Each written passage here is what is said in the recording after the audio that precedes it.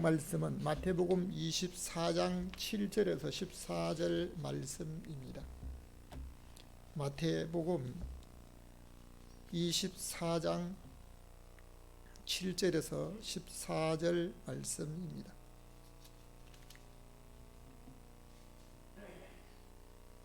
마태복음 24장 7절에서 14절 우리 다 함께 합독해서 읽겠습니다. 민족이 민족을, 나라가 나라를 대적하여 일어나겠고 처처에 기근과 지진이 있으리니 이 모든 것이 재난의 시작이니라. 그때 사람이 너희를 환난에서 넘겨주겠으며 너희를 죽이리니 너희가 내 이름을 위하여 모든 민족에게 미움을 받으리라. 그때 많은 사람이 시험에 빠져 서로 잡아주고 서로 미워하겠으며 거짓 선지자가 많이 일어나 많은 사람을 미혹하게 하겠으며 불법이 성함으로 많은 사람의 사랑이 싫어지리라.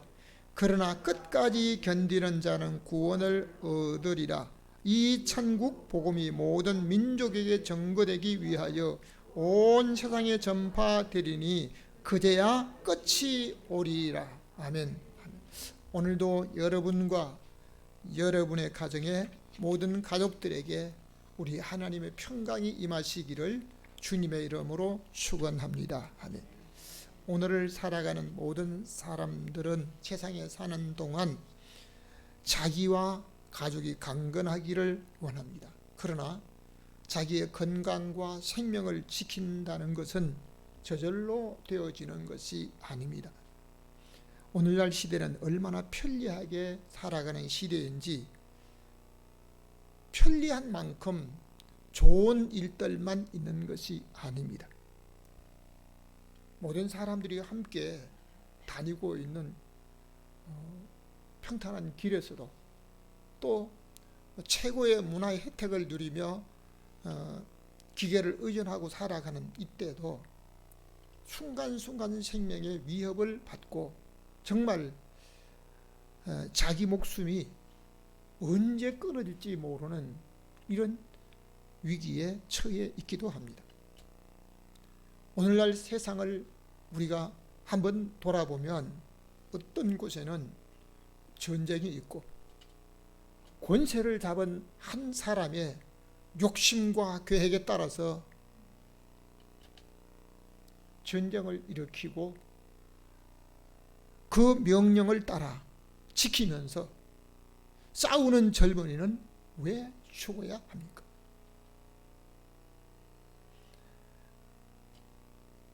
아무리 많은 젊은이가 권세자는 잡은 자의 그 말에 따라서 목적을 이루려고 싸우고 있지만 왜 권세자는 살아야 하고 그 말을 듣고 지키는 사람은 죽어야 합니까? 정말 불법이 난무한 시대, 진정 우리 모든 사람들이 바라고 모든 육체가 바라는 것이 무엇인지, 그리고 하나님이 우리에게 바라고 계시는 것이 무엇인지 오늘 성경을 통해서 우리 한번 다시 따라하겠습니다. 끝까지 견디는 자 구원, 끝까지 견디는 자는 구원이란 제목으로 말씀을 드릴 때 오늘 읽은 말씀이, 오늘 성경 말씀이 저와 여러분을 위해서 주신 말씀으로 받으시기를 주님의 이름으로 축원합니다. 첫 번째입니다. 전쟁과 기근과 지진이 있습니다. 전쟁과 기근과 지진이라는 얘기입니다. 7절 우리 다 함께 다시 읽겠습니다. 민족이 민족을, 나라가 나라를 대적하여 일어나겠고 처치의 기근과 지진이 있으리니. 아멘. 아멘. 오늘 우리가 읽은 이 말씀은 지난 과거에 있었던 일을 말하는 것이 아니고 오늘날 살아가는 모든 사람들 앞에 다가오고 있다는 사실을 말하고 있습니다. 기근, 전쟁. 여러분, 전쟁은 무엇입니까? 그냥 사람이 주먹으로 다른 사람을 죽이는 게 아닙니다. 첨단 무기를 가지고 심지어 국제법에서 아니면 세계 모든 그 나라의 주권자들이 모여서 이것만큼은 사용하지 말자고 그렇게 하는데도 어떻게 하면 다른 사람들에게 더 위협을 주고 생명을 빼앗으며 자기의 목적을 달성하려고 사용하지 말아야 될 무기까지 사용하면서 사람을 죽이고 싸우는 것이 전쟁입니다. 이 전쟁으로 인해서 따라오는 것이 또 기근이고 또 지진이 환경적으로 오고 있다는 사실입니다. 여러분, 오늘 우리가 살아가는 이 시대에 참으로 발전하고 살기 좋은 시대, 왜 전쟁이 일어나고 있는지, 앞으로 전쟁이 있을 것이다, 이것으로 끝나지 않습니다. 지금 우리나라에서 그렇게 멀지 않는, 물론 거리상으로는 좀 멀지만 국가적으로 보면 그저 한 나라 건너 있는 그런 곳입니다. 러시아, 옛날 구소련, 그 러시아가 그 옆에 있는 우크라이나를 무력으로 전쟁을 일으켜 싸우고 있습니다. 여러분, 전쟁에 나가면 몇 살까지 전쟁에 나갑니까? 성경에는 20대에서 50대까지만 전쟁에 참여할 수 있습니다. 뭐 저 같은 경우에는 지금 전쟁터에 나가도 받아주지도 않습니다. 심지어 나이가 많게 되면 내가 다른 사람을 위해서 헌혜를 하겠습니다. 그러면 헌혜로도 나이가 안 되는 거예요. 심지어 국가에서 사회공헌 경력이 있고 어떤 기술과 자격이 있는 사람들이 사회 다른 사람들에게 어떤 공적 행위를 하려고도 나이가 안 되면 안 되는 겁니다. 여러분, 오늘 우리가 살아가는 시대에 전쟁을 선포하는 이 전쟁에는 땅을 빼앗는 것이 목적이 아니라고 말을 하면서 전쟁을 합니다. 그럼 땅을 빼앗는 게 아니면 무슨 목적입니까? 그 나라, 한 나라를 자기의 수하에 두기 위해서 전쟁을 선포하고 또 군인들에게 명령해서 전쟁을 했습니다. 여러분, 과거 미국에서 해외 군인들을 파견할 때 미국에 있는 젊은이들이 해외에 나갔습니다. 전쟁하러 나갔으면 돈 벌러 나간 게 아니고 싸우러 나갔습니다. 그런데 전쟁터에 나가서 총알에 아니면 포탄에 다른 것으로 인해서 생명을 잃은 사람보다도요, 미국 본토에 앉아서 집에서 자식들을 보내놓고 근심과 걱정 때문에 그로 인해서 병이 들어서 죽은 사람이 더 많다는 거예요. 더 많다는 거예요. 세계적으로 일어난 전쟁의 수를 세보면요, 숫자가 얼마까지 모릅니다. 우리나라 같은 경우에도 전쟁의 역사를 점검해 보니까요, 4,000번 이상 공격을 받았다고 얘기를 하더라고요. 4,000번. 우리나라만 해도 4,000번 이상 공격을 받았다고 하는데 세계 전쟁사를 보면 이거 도대체 얼마나 많은지 제가 계산해 보니까 계산이 안 되더라고요. 여러분, 십자군 전쟁이라 하면서 가슴에 십자가를 크게 그리고 전쟁터에 나가서 전쟁했던 십자군 전쟁만 해도 십자군 전쟁 기간이 100년이 더 됩니다. 100년이 더 되는데 이제 이 전쟁에 군인들이 나가서 젊은이가 가장 많이 죽어가고 있습니다. 지금 러시아에서 우크라이나를 공격하면서 젊은이가 전쟁터에 나가서 죽은 사람이 10,000명이 더 된다고 말들을 하고 있는데요, 러시아에서는 러시아 모든 사람들이 반감을 가질까봐 법으로, 한 사람의 독재에 의해서 법으로 모든 언론을 글이나 문서 말하는 것을 통제해서 말을 못하게 합니다. 사실이 진실인데도 말을 못하는 겁니다. 말을 하게 되면 그 법에 저촉되어서 작게는 몇 년, 많게는 10년이 넘도록 감옥에 간다는 겁니다. 자국에 있는 외국 사람도 동일합니다. 입을 막아버리면 사실이 감춰지고 있습니까? 전쟁으로 인해서 따라오는 현상이 바로 먹을 양식이 줄어든다는 것입니다. 양식의 생산도 있어야 하지만 파는 거래도 안 되는 것입니다. 전쟁에 나간 사람이라고 먹지 않습니까? 비상양식을 가지고 먹어야 합니다. 나라마다 사용할 무기를 만들어서 저장을 하기도 하지만 혹 전쟁이나 재난이 일어날까 봐 그 일들을 위해서 나라마다 비축미 저장하는 양식이 있습니다. 이 미국을 비롯해서 세계 모두, 우리나라도 마찬가지입니다. 전에는 어떻게 하든지 자기가 먹을 양식을 스스로 농사해서 먹을 것을 준비를 했습니다. 그러나 지금은 농사를 짓는 사람보다도 다른 것을 하면서 돈을 벌어서 그 돈으로 농산물을 사는 것이 훨씬 싸다고 하면서 그 일을 하는 사람들이 더 많습니다. 여러분, 수많은 사람들이 자기 먹을 양식 농사 안 짓습니다. 돈만 가지고 그냥 내면 사면 되는 겁니다. 그런데 문제는 어디서 그 양식을 사는 것입니까? 우리나라 사람들이 먹을 양식 우리나라에서 농사지어서 다 조달이 됩니까? 그건 안 되는 겁니다. 우리나라도 세계 다른 나라에서 곡식을 들여오는데요, 세계 수백 개의 나라 중에서요 10번째 안에 들어갑니다. 7번째로 수입을 많이 하는 나라 중에 하나입니다. 만일 우리나라도 외국에서 곡식을 들여와야 되는데 문제가 생겨서 곡식을 들여오지 못하면 돈이 있어도 양식을 살 수가 없는 때가 올 수도 있다는 것입니다.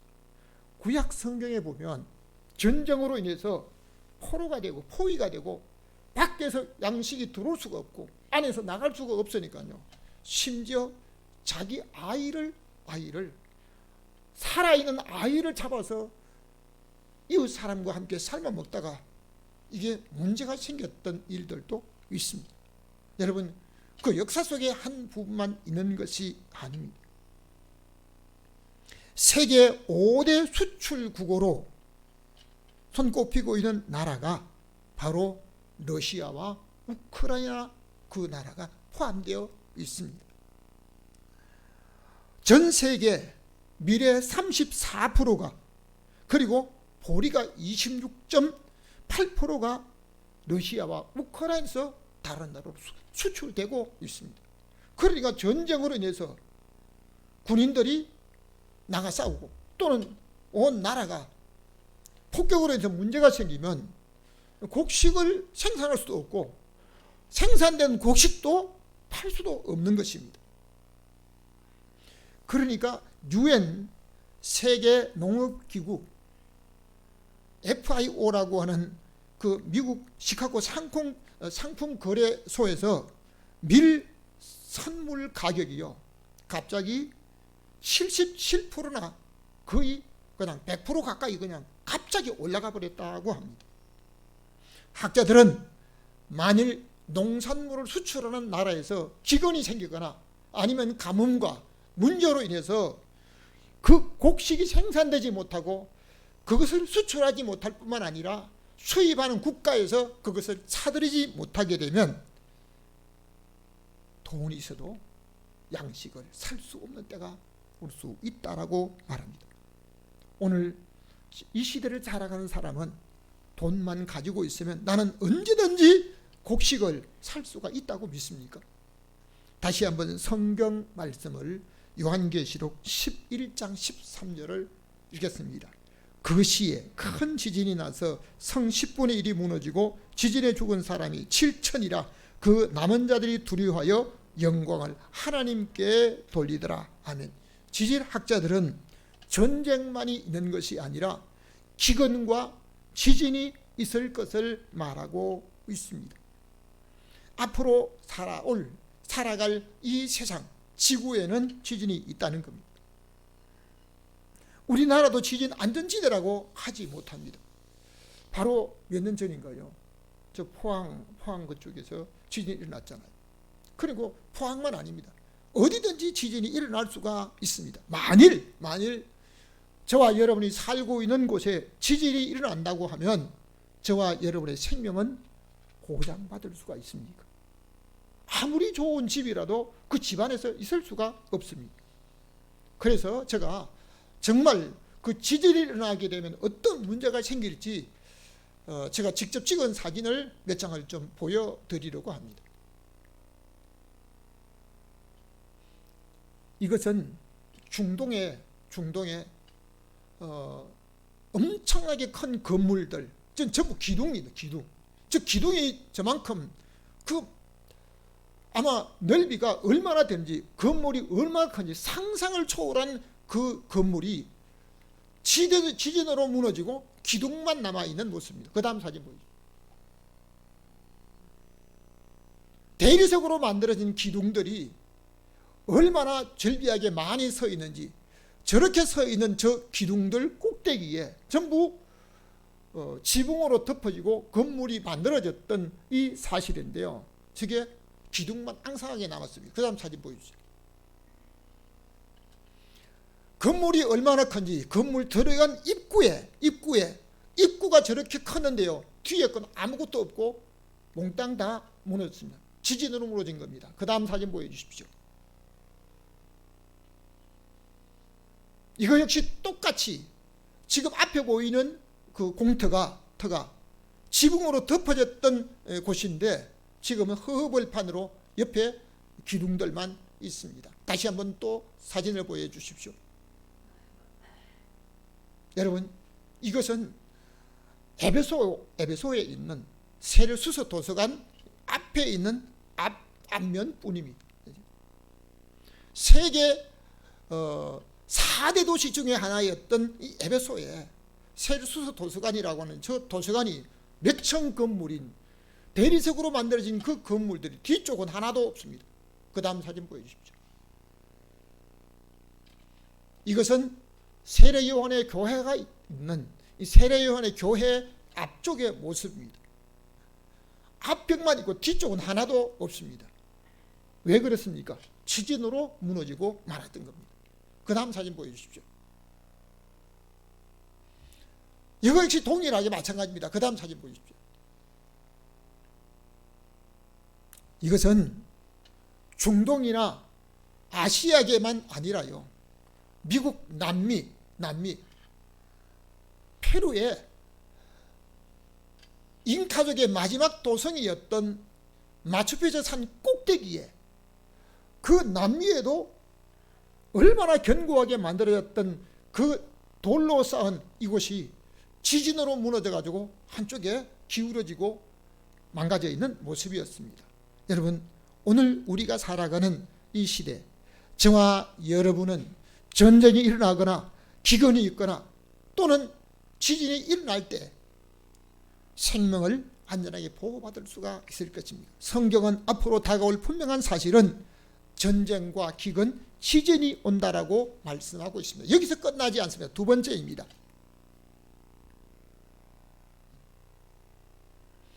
재난과 환난과 시험입니다. 8절 말씀을 우리 다 같이 9절까지 읽겠습니다. 이 모든 것이 재난의 시작이라. 그때 사람들이 너희를 환난에서 넘겨 주겠으며 너희를 죽이리니 너희가 내 이름을 위하여 모든 사람에게 미움을 받으리라. 아멘. 전쟁과 기근과 지진만 있는 것이 아니고 재난과 환난과 시험이 온다라고 말합니다. 이 재난은 무엇을 말합니까? 사전에 찾아보면 갑자기 어려운 일을 만나는 것입니다. 여러분, 길을 가다가도 어려움을 만날 수가 있습니다. 집안에 앉아 있는데도 집안에서 어려움을 만날 수가 있는 것입니다. 그리고 환난은 근심이나 이제 어려운, 자기 힘으로 해결할 수 없는 이 고난의 모든 걸 말하고, 다른 사람을 통해서 자기도 모르게 시험에 빠진 일들이 있다는 겁니다. 여러분, 사람은 살다가 갑자기 어려움 만나지 않기를 원하지만 그렇게 자기 생각대로 안 되는 것이 인생입니다. 여러분, 오늘을 살아가면서 하루에 자기가 평탄한 길을 간다고 길을 나가면서 언제 무슨 문제를 만날지 모르는 것이 오늘날 시대입니다. 여러분, 오늘날 질병과 고통으로 어떤 중한 병으로 인해서 생명을 잃는 사람보다도요, 자기 평소에 살아가는 삶 속에 다른 사람의 잘못이나 자기의 실수로 생명을 잃는 일들이 수없이 많이 있습니다. 요셉은 형제들보다 의롭게 살았는데 오히려 그것으로 인해서 다른 형들에게 미움을 받고 아버지의 심부름을 갖다가 그날로 아버지와 헤어져서 20년 동안 생이별을 하고 종으로 물건처럼 팔려서 누명을 쓰고 감옥까지 갔던 일들이 있습니다. 뿐만 아니라 욥이란 사람도 동방우스 땅에서 가장 의롭게 살았던 사람 중에 하나였고 많은 부를 누리며 살았습니다. 그러나 사단의 시기로 하루아침에 잃고 자기 온몸에 병이 걸려서 구더기가 들끓었던 모습이었습니다. 뿐만 아니라 바울은 복음을 전하다가 죄인으로 잡혀서 이제 자기가 실려가는 그 배가 갑자기 풍랑을 만나서 생명의 위협을 받았던 일들이 있습니다. 이러한 것은 개인이나 일부 사람들에게 오는 재난이라고 할 수 있지만 복음을 위해 사는 사람이 잡혀서 생명을 잃을 수 있다라고 성경은 말합니다. 마태복음 24장 21절 다시 한번 읽겠습니다. 이는 그때 큰 환난이 있겠습니다. 창세로부터 지금까지 이런 환난이 없었고 후에도 없으리라 하면 우리가 사는 세상 앞으로 더 좋은 일들이 많이 있을 것으로 믿습니까? 우리 주님께서 공생의 기간에 앞으로 다가올 일을 말씀하셨는데요, 큰 환난과 지진이 있다라고 말하고 있습니다. 그것은 큰 환난과 지진, 전쟁 어떤 곳에 그것으로 끝이 아니라는 얘기입니다. 성경은 뭐라고 말씀합니까? 이것이 재난의 시작이라는 겁니다. 시작인데 앞으로 얼마나 큰 재난이 아니면 환난이 있을지 예측을 다 하지 못한 것입니다. 세계대전보다도 더 큰 전쟁이 앞으로 큰 환난이 올 것을 말하고 있습니다. 저와 여러분은 어떤 재난과 환난에서도 생명을 보호받고 살 수가 있을 것입니까? 그리고 다시 또 오는 것이 있습니다. 세 번째 다시 한번 보겠습니다.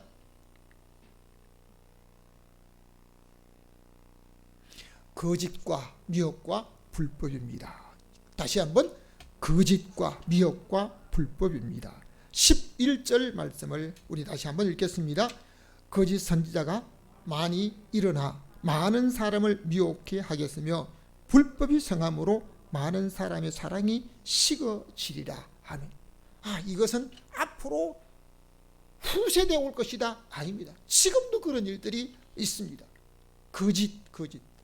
이 거짓말 중에 어떤 거짓말은 빨간 거짓말 있고 하얀 거짓말인데 없는 것을 있는 것처럼 만들어 가지고 하는 거예요. 실제로 있는 것을 약간 또 다른 것으로 가미시켜서 말하는 어떤 이런 부분도 있지만 거짓이 얼마나 많은지, 거짓이 공공연하게 거짓말합니다. 어디에서 법정에서까지 거짓말합니다.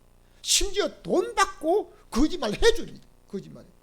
그런데 거짓말 잘하는 사람에게 돈 더 많이 줍니다. 더 많이 돈 주면요 더 큰 거짓말 더 잘해줍니다.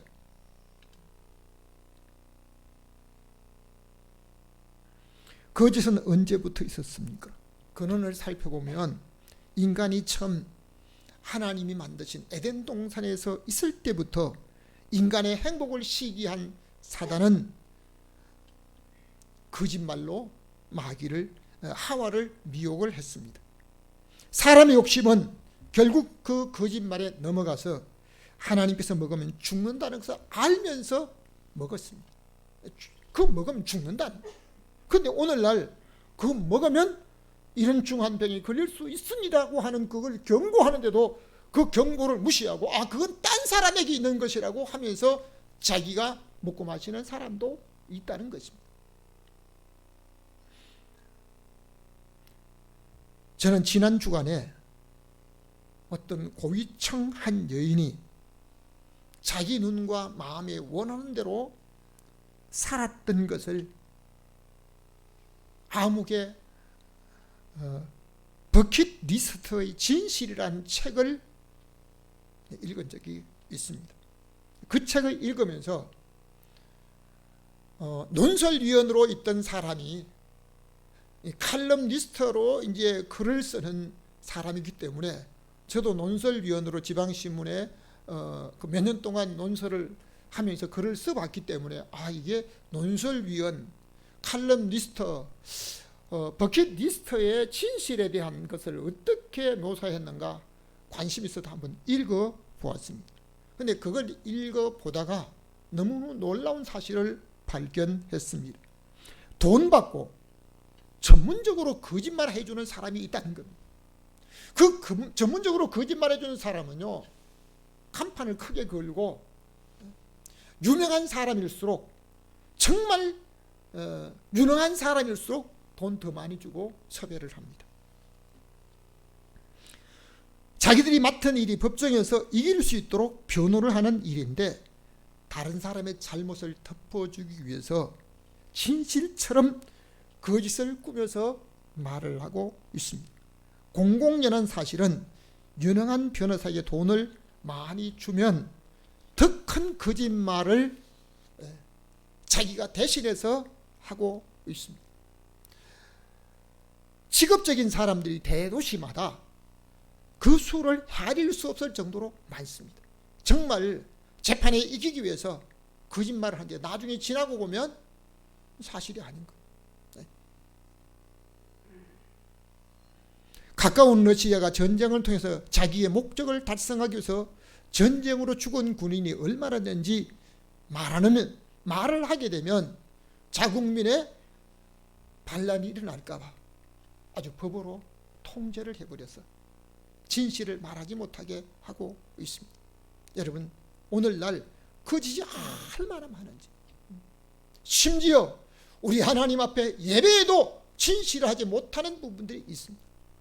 사랑하는 성도 여러분, 진실로 우리 하나님 앞에 바울이 내가 범사에 양심을 따라 하나님을 섬겼다라고 하는 이 고백이, 다른 사람이 나를 보기 때문에, 어떤 카메라가 나를 주시하기 때문에, 내가 어떤 사람 눈앞에 있기 때문이 아니라 정말 우리 하나님 앞에 스스로 자기를 드리면서 예배 온전하게 드리는, 우리 하나님이 나의 예배를 진실하게 받을 수 있는 그 예배자가 되시기를 주님의 이름으로 축원합니다.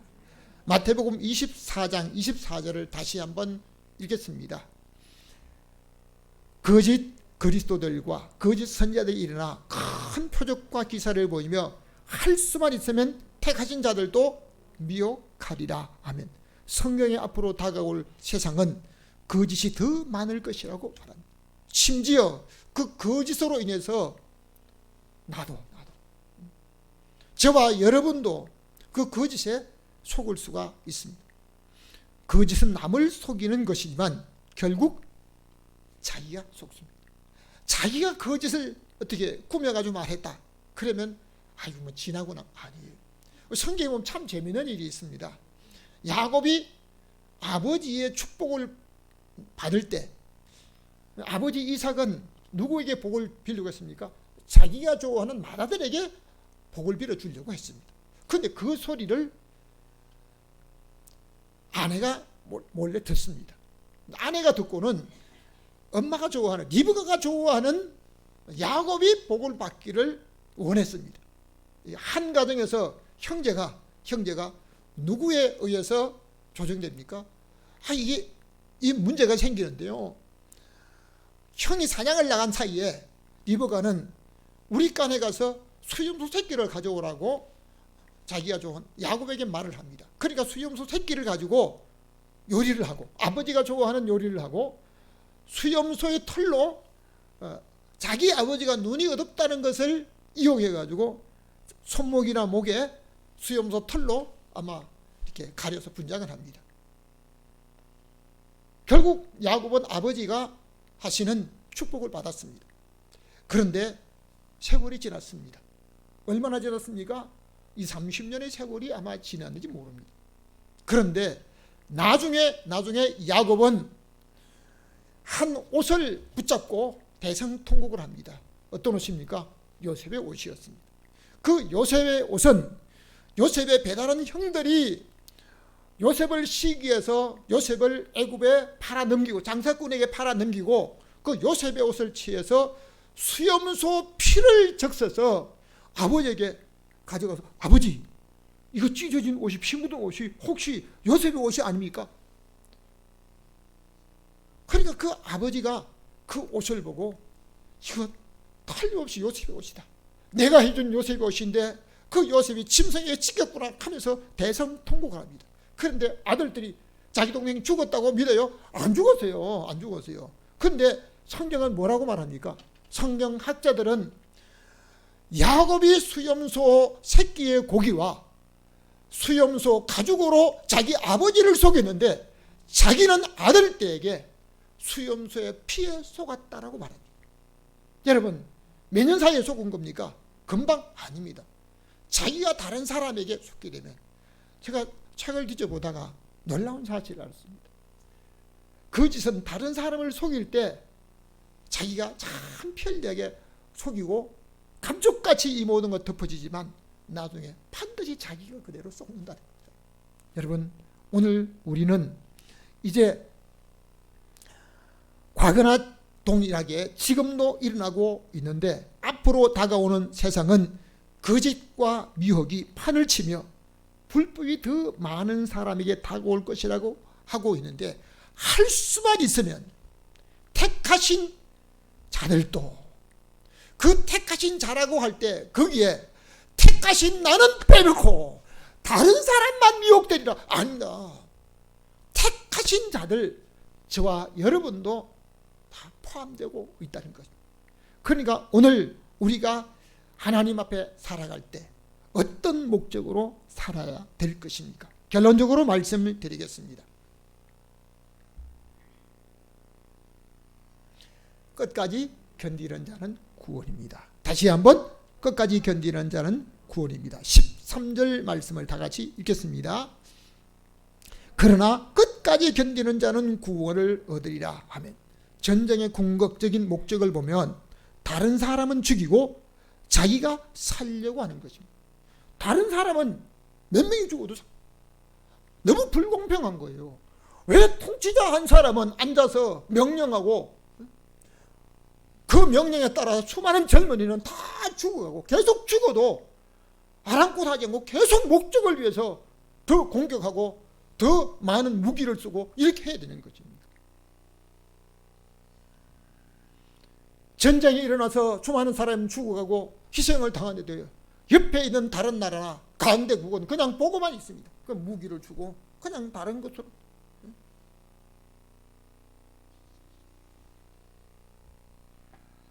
인간의 궁극적인 목적은 그 전쟁에서 너를 죽이고 나도 죽는다. 아닙니다. 너는 죽어도 나는 산다는 겁니다. 인간의 궁극적인 목적도 마지막에 사는 것입니다. 어떻게 영원히 살 수가 있습니까? 어떻게 살 수 있냐고 물으면 건강하게 살아야만 백수까지 살려고 하지만 영원히 산다는 말은 하지 못한, 하나님의 사랑으로 예수 그리스도의 오심과 재림도 생명을 위한 것입니다. 전에는 사람이 죽었으면 두려움이 있습니다. 옛날 시골에 오래전에 이웃의 동네 어떤 사람이 죽었다 하면요, 그 이웃집에서 흰 빨래를 해서 이불감을 널지 않습니다. 사람 죽었는데 어떻게 흰 거 넣냐.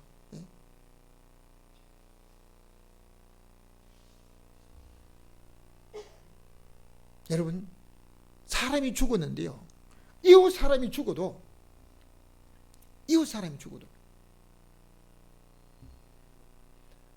이웃에 사는 사람이 그 사람이 죽은 것을 내가 혹시 좋아하는 오해를 받을까 봐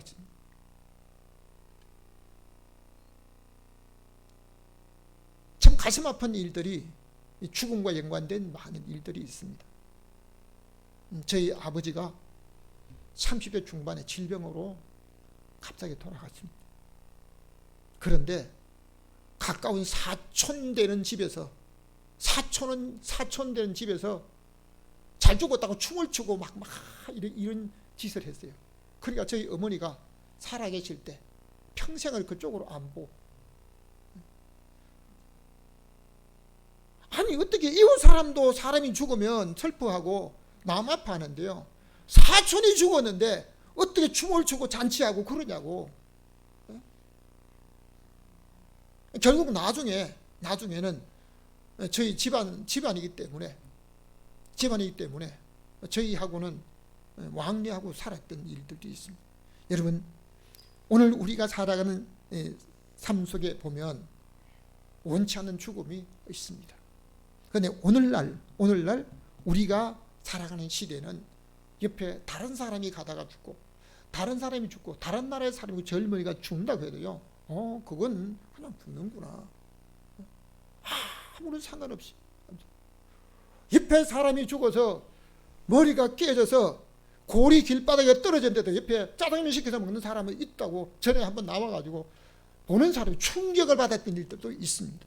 여러분, 오늘 우리가 우리 주변에 일어난 다른 사람들의 생명과 연관된 모든 일들이 있을 때 구원은 무엇보다도 생명이 사는 것입니다. 저와 여러분은 내일과 내세의 생명에 보장받고 살아가고 있습니까? 라고 하는 사실을 한번 꼭 생각하고 넘어가야 합니다. 14절 말씀을 우리 마지막으로 읽겠습니다. 이 천국 복음이 모든 민족에게 전거되게 하여 온 세상에 전파되리니 그제야 끝이 오리라. 하나님이 태초에 천지를 창조하셨다. 여러분, 창조하시며 시작하셨다라고 하는 이것은요, 끝이 있다는 것입니다. 만드셨다라고 하는 이 만들었다, 처음 만들었다라고 하는 이것은 그 만든 것으로 끝이 아니라 그 만든 것에서부터 언젠가는 끝이 있다라고 말하고 있습니다. 시작이 있다는 것은 끝이 있다는 것을 암시하고 있습니다. 세상에 만들어진 아무리 좋은 것들도 마지막에는 끝이 있다는 것입니다. 인간의 생명의 끝은 죽음이라고 말하고 있습니다. 그러나 죽음이 모든 것의 끝이 아닙니다. 그 후에 영원한 내세가 있기 때문에 하나님께서는 예수 그리스도를 통하여 구원의 길을 열어놓으셨고 모든 사람이 구원받기를 원하고 있습니다. 지금 선교사들이 온 세계, 우리나라에서 세계에서 두 번째가 세 번째로 많은 선교사들이 파송되어 있는데요, 자기 온 가족과 함께 절머리가 나가서 어려운 타무화권에 가서 풍토병을 앓으면서 복음을 전하는 것은 자기로 인해서 다른 사람을 구원하기 위해서입니다. 선교사들에게만 다른 사람을 구원할 권리가 있는, 목적이 있는 게 아니고요, 오늘 먼저 믿은 사람들이 여러분과 저를 통해서 자기 가족을 구원해야 될 책임이 있다는 것을 믿어야 합니다. 믿음을 가진 자가 어떠한 어려움에도 끝까지 견디며 믿음을 지켜야 하는 것은 세상 끝에 구원을 얻은 자와 구원을 얻지 못한 자가 영생과 멸망으로 갈려지게 되어 있다는 것입니다. 여러분, 천국은 한 번 들어가면 영원히 영생을 누립니다. 그러나 지옥에 한 번 들어가면 영원히 나올 수 없고 유황불 속에서 이를 갈며 영원한 고통을 당해야 합니다. 이것은 성경에 있는 한 이야기로 그냥 말하는 것이 아니고요, 우리 주님께서 반드시 다가올 내세에 있다는 것을 말씀하고 있습니다. 끝까지 견디는 자는 구원, 무엇을 말합니까? 생명. 세상의 모든 일들 중에 지진과 전쟁과 기근이 있습니다. 진한과 환난과 시험이 있습니다. 거짓과 미혹과 불법이 있습니다. 그 어떤 경우에도 오늘 우리는 끝까지 믿음을 지키는 자가 되고 마지막에 끝까지 견디는 자, 구원을 얻을 것이라고 말합니다. 인류의 궁극적인 목적은 장수하고 백수를 누리는 게 이게 아닙니다. 그냥 100살 사는 사람에게 이제 그냥 아니 나는 이제 나이 많은 분들이 뭐라 그럽니까? 아이고 왜 그냥 죽음이 날 태가 왜 날 빨리 안 데려가? 이건 그냥 하는 얘기예요. 3대 거짓말 중에 하나라고 하잖아요. 여러분, 오늘 우리가 무엇을 바라고 있습니까? 사람들의 궁극적인 목적은 영원히 사는 것입니다. 인간의 의학으로, 아무리 좋은 양식으로, 아니면 보약으로, 어떤 것으로 해도 영원히 살 수 있는 것은 아닙니다. 오직 예수 그리스도로 말미암아 영원히 살 수가 있습니다. 여러분, 끝까지 견디는 자 구원. 여러분, 영생을 원합니까? 영벌을 원합니까? 믿지 않는 불신자들에게도 물어봐도요, 아무것도 믿지 않는 무신론자에게 물어봐도 천국에서 영생을 누리는 것을 원합니다. 여러분, 오늘 우리 주님께서 우리에게 주시는 약속은 세상 끝에 이런 일이 있다라고 말씀하고 있지만 끝까지 견디는 자에게 그 구원, 영생의 구원이 오늘 예수 그리스도를 믿고 예배하며 믿음으로 사는 모든 사람과 오늘 여러분의 가족, 오늘 이 복음을 듣는 모든 사람들이 하나님께서는 인류가 구원받고 영원한 영생을 누리기를 원하는 줄 믿고 우리 하나님의 뜻 앞에 부끄럽지 않는 믿음의 사람으로 영원한 소망을 가지고 살아가는 복된 구원 얻는 모든 사람들 되시기를 주님의 이름으로 축원합니다. 아멘. 지금도 영원한 소망을 우리에게 주시며 영생을 누리기 원하시는 하나님의 그 뜻 앞에 끝까지 견디는 자에게 구원을 주시는 하나님의 약속 앞에 하나님 아버지, 오늘날 우리가 시대에 얼마나 어렵고 힘들고 전쟁과 기근과 환난과 미혹과 거짓과 불법 속에 산다 할지라도 마지막에 구원을 얻고 영원한 생명을 보장받는 믿음의 사람으로, 영생을 누리는 사람으로, 구원을 궁극적으로 얻는 믿음의 사람으로 살 수 있도록 성령으로 이끌어 주옵소서. 오늘도 우리에게 하나님의 영원한 구원이 진정한 소망을 품고 믿음으로 구원받는 모든 성도들 가정이 될 수 있도록 은혜를 베풀어 주옵소서. 살아계신 예수 그리스도 이름으로 기도하옵나이다. 아멘. 지금은 교회 머리 되신 우리 주 예수 그리스도의 은혜와 하나님 아버지의 사랑하심과 성령님의 감화감동 교통하심의 역사가 어떤 재난과 위험과 전쟁과 불법 가운데도 끝까지 견디며 구원 얻는 믿음의 모든 사람들에게 주시는 하나님의 영원한 축복을 오늘 우리 하나님 앞에 고백하는 모든 사람들이 누리기를 원하고 이것을 바라는 모든 사모하는 심령들에게 이제로부터 영원히 함께 있을지어다.